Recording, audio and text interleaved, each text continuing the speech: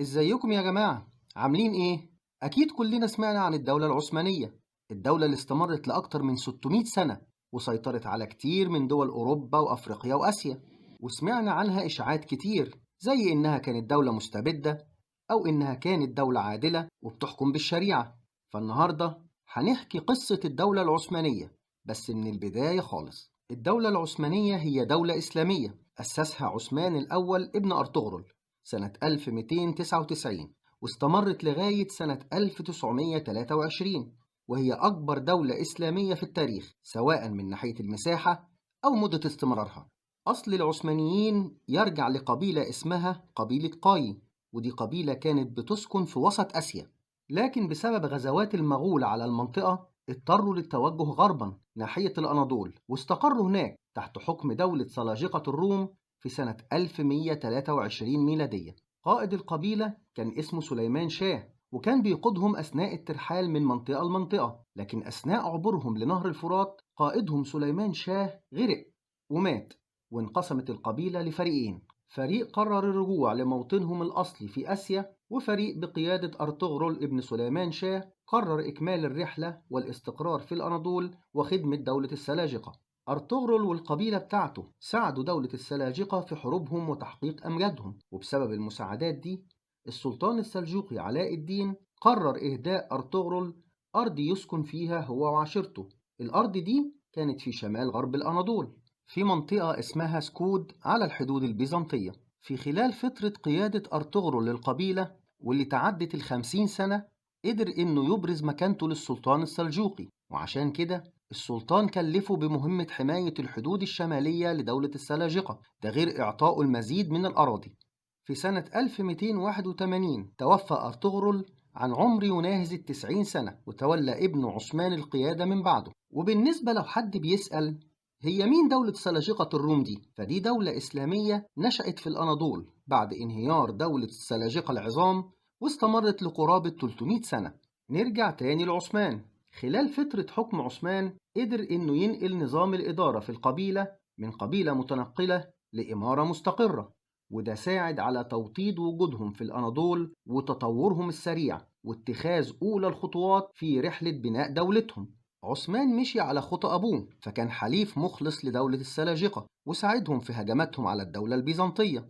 بعد فترة من حكم عثمان قدر المغول إنهم يسيطروا على مدينة قونية التابعة لدولة السلاجقة، وبعد لما ده حصل أعلن عثمان استقلاله عن دولة السلاجقة وكون دولته المستقلة، ومن هنا بدأت الدولة العثمانية. استمر عثمان في منصب الحاكم لغاية سنة 1326، ودي السنة اللي توفى فيها عن عمر 70 سنة بعد لما وضع أساسات الدولة ومهد الطريق للتطور والازدهار. تولى ابنه أورخان القيادة من بعده وقسم الدولة لولايات ووضع عاصمة للدولة وهي مدينة بورصة، ده غير إنه اهتم بتطوير الجيش وكون من المسيحيين والأوروبيين جيش تاني وهو جيش الإنكشارية في عهد أورخان. وبسبب فتوحاته المستمرة امتدت الدولة العثمانية من أنقرة لغاية ترقية في البلقان، ومن الفتوحات دي فتح مدينة إزميد ومدينة نيقية. وفي سنة 1337 شن هجوم على القسطنطينية عاصمة الدولة البيزنطية ولكنه فشل فيه، ومن هنا أدرك الرومان خطورة دولة أورخان وسعوا للتحالف معاه، وكمان السلطان الروماني جوز أورخان لبنته. وفي سنة 1360 توفى أورخان وتولى ابنه مراد قيادة الدولة من بعده. بالنسبة لمراد فترة حكمه كانت مليانة إنجازات وفتوحات، وأولهم كانت ضم مدينة أنقرة تحت نفوذ الدولة، ده غير فتح مدينة أدرنة سنة 1362 ونقل العاصمة ليها، ده غير فتح مدن تانية في البلقان زي مدينة صوفيا وسالونيك. وبعد كل الفتوحات دي أصبحت القسطنطينية محاطة بالعثمانيين من جميع الجهات، وبسبب كل التوسعات دي اجتمع ملوك أوروبا علشان يشوفوا حل ويوقفوا زحف الدولة العثمانية. اتفق الأوروبيين على شن حملات صليبية جديدة، ومن هنا بدأ النزاع فعليا بين الأوروبيين والعثمانيين. أول معركة شنها الأوروبيين كانت معركة قصوى، واللي وقعت في 15 يونيو سنة 1389 في سهل كوسوفو.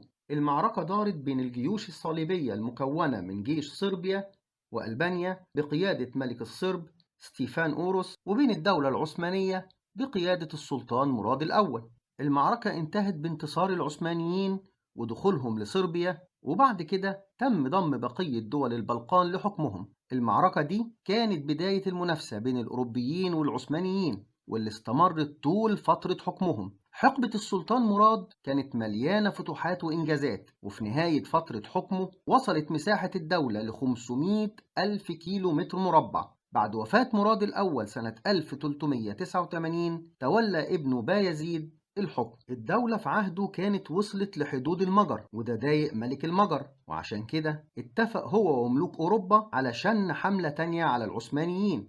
الحملة ضمت المجر وعدد من أمراء فرنسا وبافاريا والنمسا وجماعة فرسان القديس يوحنا، واكتفت إنجلترا بتقديم مساعدات للجيوش. وفي 25 سبتمبر سنة 1396 دارت معركة نيكوبوليس في بلغاريا، وانتهت بانتصار العثمانيين برضه. بعد المعركة دي تقلصت الإمبراطورية البيزنطية للمنطقة المحيطة بعاصمتها القسطنطينية بس. حاصر بايزيد القسطنطينية مرتين، لكن حصونها منعته من الدخول ليها. في الأثناء دي في راجل عسكري مخضرم ظهر في آسيا، وهو تيمور لانك، واللي منحدر من سلالة جنكيز خان. الراجل ده هو ودولته كانوا أكبر خطر على الدولة العثمانية في فترة حكم بايزيد، علشان كده كان لازم بايزيد يستعد لمواجهته. وفي ربيع سنة 1402 تقدم تيمور لانك ناحية سهل أنقرة لمواجهة بايزيد وجيشه في منطقة جبق أباد، ودارت معركة طاحنة بينهم اتهزم فيها العثمانيين، وتم أسر السلطان بايزيد وخدوه المغول معاهم لمدينة سمرقند عاصمة الدولة التيمورية، ومات هناك سنة 1403. بعد موت بايزيد ضعفت الدولة واتقسمت لأجزاء، ونشبت خلافات بين أبناء بايزيد على مين أحق بالحكم. وفي النهاية كان الحكم من نصيب محمد ابن بايزيد الملقب بمحمد الأول، وقدر إنه يرجع للدولة بعض من اللي فقدته، لكن الدولة كانت لسه مش مستقرة.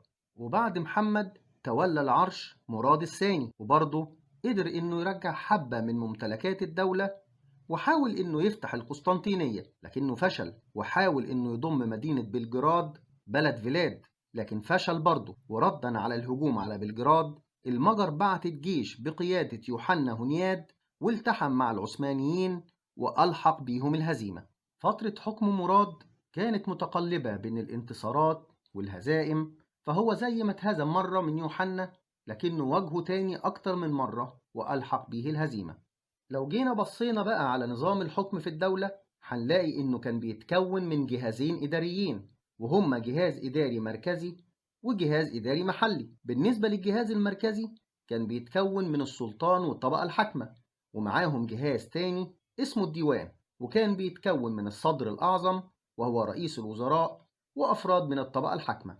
أما الجهاز المحلي كان بيتكون من حكام الولايات والمقاطعات ورؤساء الأحياء والحواري، وكان من مهمهم السيطرة على مناطق حكمهم وتجميع الضرائب وتوفير الأمن والنظام للشعب العثماني. لو جينا بصينا على الاقتصاد هنلاقي إن حكام الدولة كانوا بيهتموا بالعواصم اهتمام من نوع خاص، فكانت مراكز صناعية وتجارية، وكانوا بيستقطبوا ليها أمهر العمال والحرفيين. واستطاع العثمانيين تنظيم مالية الدولة بطريقة أفضل من معظم الدول، فكان عندهم وزارة مختصة بالأمور المالية من واردات وصادرات وديون، وقدروا بفضل سياستهم المالية المحسوبة بدقة من تجهيز الجيش وإمداده بأحدث الأسلحة، واللي ساعدهم في حروبهم مع الأوروبيين. العملة في البداية كانت عملة معدنية من البرونز والنحاس، وتحولت بعد كده للعملة الورقية. واهتم العثمانيين بالتجارة والزراعة والصناعة، فبنوا الكثير من المراكز التجارية والأسواق على الطرق الرئيسية للدولة. وسيطرتهم على أراضي كتيرة ساعدتهم على تطوير اقتصادهم، واشتهروا بصناعات الحرير والصوف والصابون، ده غير الصناعات العسكرية من بنادق ومدافع ودروع، طبعا ده غير الثروة الحيوانية والصناعات الغذائية.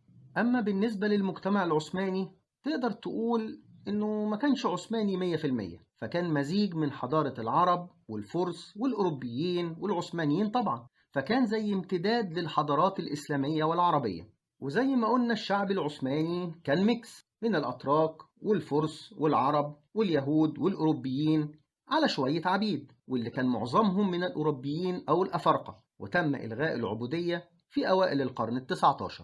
واتكلم الشعب العثماني 3 لغات: التركية والعربية والفارسية. الدولة برضو ما أهملتش التعليم، كان في مدارس، لكن التركيز الأكبر كان على العلوم الشرعية.